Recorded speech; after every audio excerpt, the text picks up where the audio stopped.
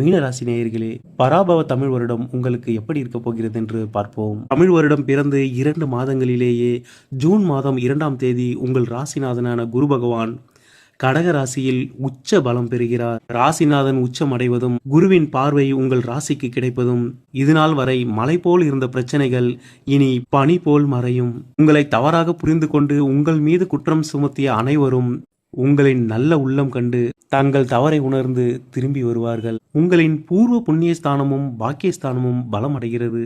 குலதெய்வத்தின் அருள் பூரணமாக உங்களுக்கு கிடைக்கப் போகிறது.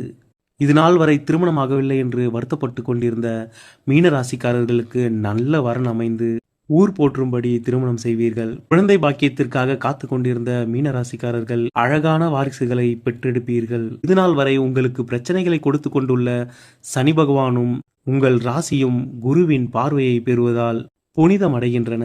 சகல தோஷங்களும் உங்களுக்கு நிவர்த்தி அடைய போகிறது. லாபங்கள் அதிகரிக்கப் போகிறது. பொன்பொருள் சேர்க்கை ஏற்படும். தேக ஆரோக்கியம் பெறும். முகம் பொலிவடையும். இதுநாள் வரை உங்கள் முகத்தில் குடிகொண்டிருந்த வருத்தமும் சோகமும் இனி மாறும். குரு பகவான் அக்டோபர் மாதம் 31ஆம் தேதி வரை கடகராசியிலேயே உச்சம் பெற்று சஞ்சரிக்கப் போகிறார். இந்த 6 மாத காலங்கள் உங்களுக்கு ஒரு பொற்காலமாகும்.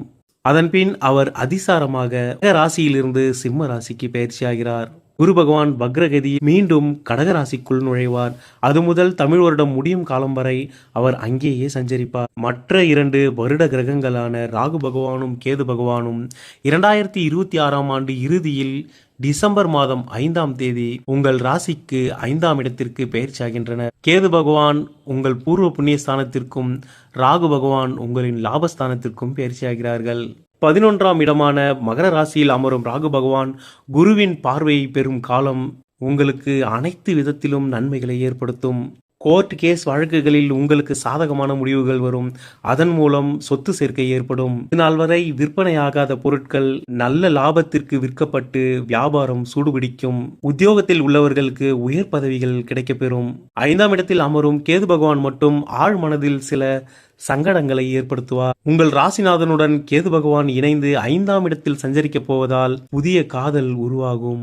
ஏற்கனவே திருமணமானவர்களுக்கு ஆணாக இருந்தால் ஒரு பெண்ணோ பெண்ணாக இருந்தால் ஒரு ஆணோ உங்களை நெருங்கக்கூடிய ஓர் காலகட்டமாகும். எனவே இக்காலத்தில் சமூகத்திற்கு புறம்பான எந்த ஒரு செயலிலும் ஈடுபடாதீர்கள். தற்பொழுது மீனராசிக்காரர்களுக்கு தேவையானது பணமோ பதவியோ புகழோ அல்ல. உங்களை ஆறுதல் படுத்தக்கூடிய ஒரு உண்மையான உறவைத்தான் நீங்கள் தேடிக்கொண்டிருக்கிறீர்கள்.